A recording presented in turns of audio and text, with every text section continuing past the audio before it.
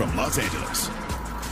Coming up on NBA Today, so the contract is inked, but how exactly can LeBron help unlock this new look Philadelphia lineup? Our experts weigh in. Plus, W All-Star Weekend, it's now in the rear view, so we have highlights. Before all the festivities, I caught up with Caitlin Clark for an exclusive interview. You will not want to miss that. And now that LeBron is off the board, where do Miami, Cleveland, Golden State even turn? NBA Today starts right now.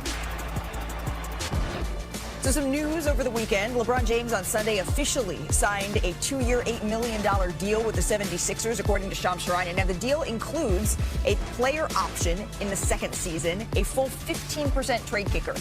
James, remember, was not eligible for a no-trade clause because he hasn't been with the team for 4 seasons. And no player in NBA history has made more money just from his salary than LeBron James, as you can see here. As we welcome you inside our Los Angeles studios alongside Vince Goodwill, his shades, Shanae McKay, Shams Charania. I'm Malika Andrews. So, Shams, now that the deal is done, looking at all of those details, what's the most important one to pick out? Look, it was obvious. Money was of no consequence, no significance for LeBron James in this decision to sign with the Sixers. He's playing for the veteran minimum contract, the lowest amount that he can play for, and he made a decision at the outset of free agency that he was going to go somewhere where he felt he had the best chance to win a championship.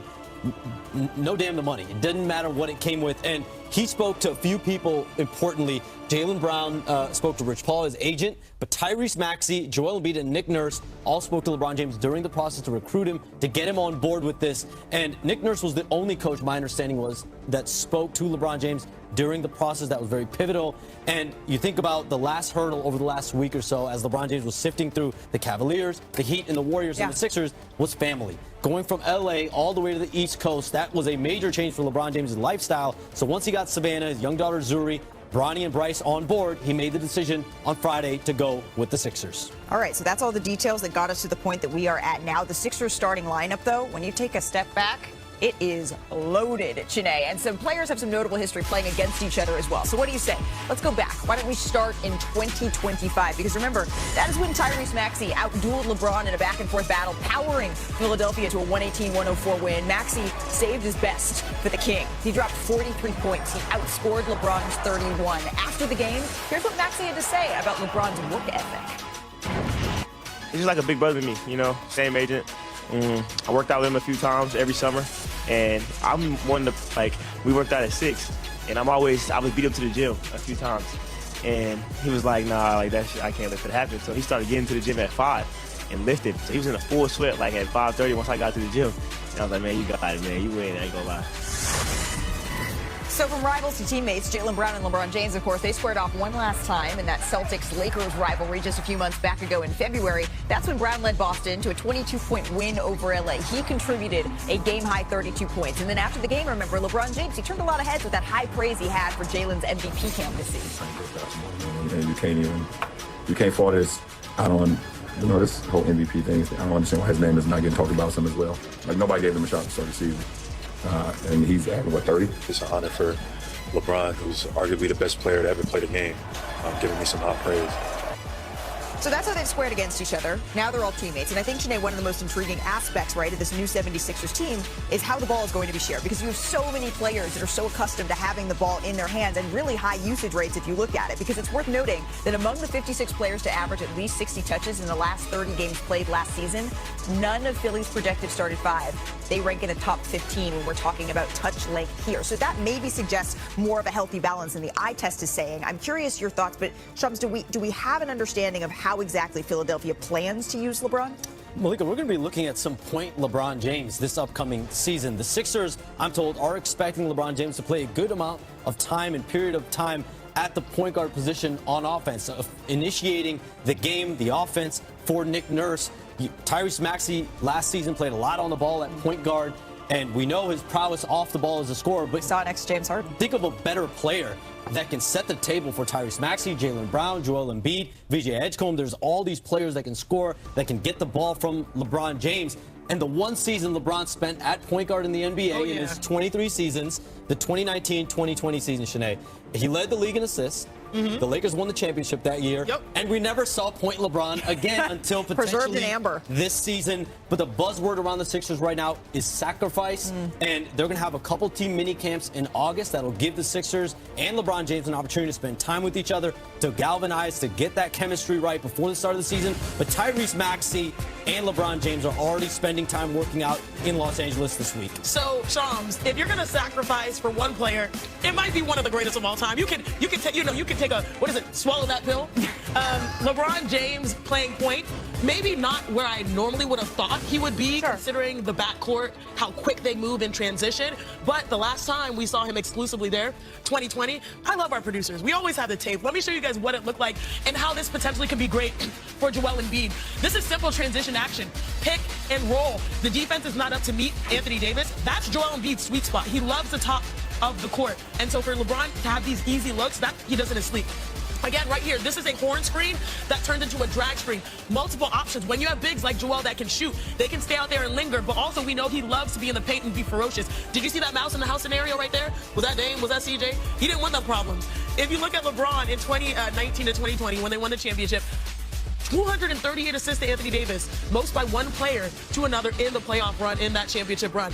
So for LeBron to, swing, whether it's 1 to 4, I just like how they have the versatility to start saying this is how we envision it. And then if it doesn't really work out, they can sort of slot him to another place. Well, availability is the big thing, because you look at Anthony Davis and LeBron, that was the most games Anthony Davis had played up until that point. We know the bubble helped with the break and everything else. With Joel Embiid, 58 games over the last 2 seasons. He has not been available, so that means the 76ers are going to have to be a lot more malleable in how they organize their team, because you don't know if he's going to be out there. Well, you mentioned, though, that the break in 2020 that potentially helped someone, or certainly helped someone like an Anthony Davis. I wonder if that also helped the energy of someone like LeBron James having to shoulder the load of point guard, but they do have that versatility. Yeah, they do. When I am thinking about Joel Embiid, I feel like if I'm him, I'm happy. I'm happy. I know he's been an MVP, and we all know his full potential, but at this point, it's about getting him available for the games that matter the most. Yeah. This process in Philly has been excruciating long. It's become a tagline. It's been so long. Exactly. And if I'm playing alongside Jaylen Brown, LeBron James, Tyrese Maxey, VJ Edgecombe, you already dubbed Tyrese Maxey the franchise, like handing the keys over there. This is a perfect scenario where, and I don't like saying the 2 words that everyone is allergic to, load management. You have a limited amount of games where you feel good about him and his body in the regular season and just prime him for the postseason. But you know this as a player, Sinead. Like, how many games does a group have to have together in the regular season so they feel good going into the postseason, including that health piece? I would say it has to be at least half, the back half for sure. After All-Star break, you need to see them rounding into form. We know in the NBA, it's hard to win that first season you bring in new stars. And it's not just one LeBron James who is a cheat code because his basketball IQ, he can fit in with anybody.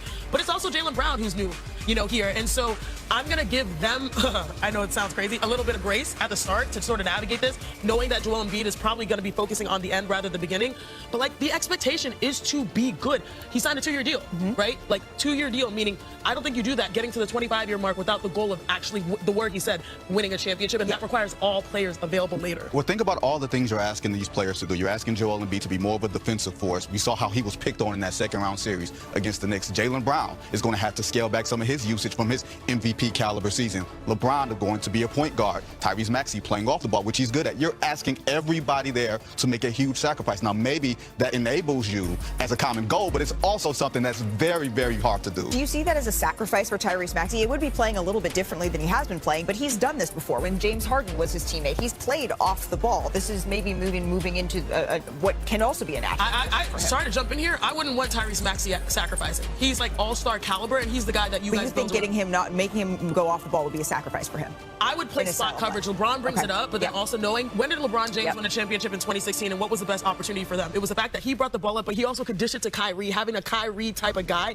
out there that they can play tag team with the ball in their hands. And the difference was when he was playing that off ball with James Harden, he wasn't the fully actualized version of himself. Now he is a full-grown man, the franchise, top 15 in usage, and we saw what he was able to do last year with Paul George in and out of the lineup, with Joel Embiid in and out of the lineup. You get very comfortable living that life. Once again, you're asking everybody there to make a sacrifice as a top 10, top 15 guy in usage. Tyrese Maxey, Joel Embiid, VJ Edgecombe, all in prime players that obviously have energy and youth to be able to score. What better player than LeBron James to set the table for them? That's what Nick Nurse and the Sixers would be envisioning here. Yeah, and that's not the only piece that they added. When you look over the last couple of days, the Sixers added another one over the weekend, Shams. Tavius Caldwell-Pope. KCP. On a one-year deal, exactly. $9 million minimum contract after his buyout with the Grizzlies.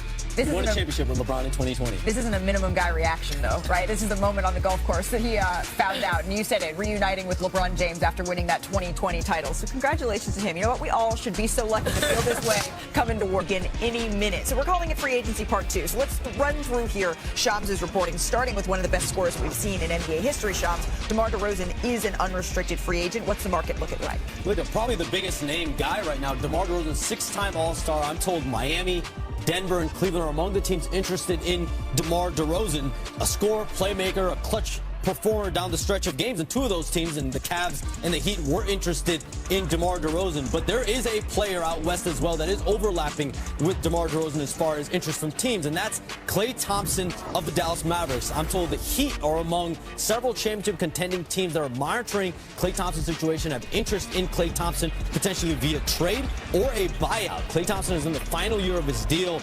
You know he wants to compete for a championship as a 4-time title winner. He signed on with the Mavs a couple years ago to play with Luka Doncic and Kyrie Irving. A lot has changed in Dallas. And let's talk again on Jonathan Kuminga. I'm told the Lakers and the Cleveland Cavaliers are among the teams seriously pursuing Kuminga. There are a couple other teams as well poking around this situation. But both the Lakers and the Cavs would have sizable roles, potentially as a starter for Kuminga. But they would need a sign and trade that works for the Atlanta Hawks, who declined his team option for this summer, as well as a number that Kuminga would accept as well. Those conversations are ongoing. Okay, so speaking of the Cavaliers here, in pursuit of Jonathan Kuminga, but they didn't leave this weekend completely empty-handed, right? They agreed to a one-year deal with Mario Hezonja. Shams reported that it's a name American fans, they haven't heard in a while, but you remember he was a top 5 pick, right, in 2015. He hasn't, though, played in the NBA since the bubble in 2020. Hezonja has been playing for Real Madrid, where he was named the league MVP this last season. So, Shams, where do things stand with Cleveland now? It sounds like they still are looking to make some deals here. Yeah, their priority is to upgrade this team, especially on the wing. So Mario Hezonja is a start for that. They're able to bring him in. This is a better minimum contract, though. So this doesn't preclude them from going out and doing some kind of a sign and trade, some kind of a deal for Jonathan Kuminga. But it's, can they find a deal that works for Kuminga, for them? They're dealing with apron issues there. Does the deal work with the Atlanta Hawks in a sign and trade? And then the other issue that they're dealing with as well is James Harden. Sure. He still has not signed his contract. There's full expectation that James Harden will be back with the Cavs. I'm fully expecting these two sides to reach an agreement on a new deal here soon. Shams, it's interesting that you mentioned the word expectations, because when we're thinking of veteran minimum deals, it went from LeBron James potentially to Mario Hezonja. So that's a range. Not saying, I'm not trying to diminish overseas basketball, because if you're getting MVP of an overseas league, you're still putting in work. You got to put respect on that. But I feel like we were so close to saying, all right, maybe LeBron James puts this team over the edge, right? A team that was in the Eastern Conference Finals. But now it's like, where are they in the mix? The East has been an arms race. You've got Toronto pending with Kawhi. You've got Giannis in Miami. You've got JB relocating, and now LeBron in Philly. The Knicks are the reigning champs. Yeah. Yeah, and we have Detroit is the #1 seed and through the regular season. So I'm looking at Cleveland, and I agree, because these are the top teams, right? Cleveland in some ways, and Detroit, and we should talk more about Detroit, but that's how the competition has quickly shifted. And so I look at the Cleveland Cavaliers roster, I'm like, is that enough? It's almost like I'm willing them to exercise the demons to be competitive, but it just sort of feels like they're back to where they were. What didn't it look like with Cleveland last year? Going 7 games with Toronto, going 7 games with Detroit, getting waxed in the conference finals where it looked like they were non-competitive after game 1. Did they max out last year? And you come back with the same exact roster, essentially, and you don't address issues of toughness.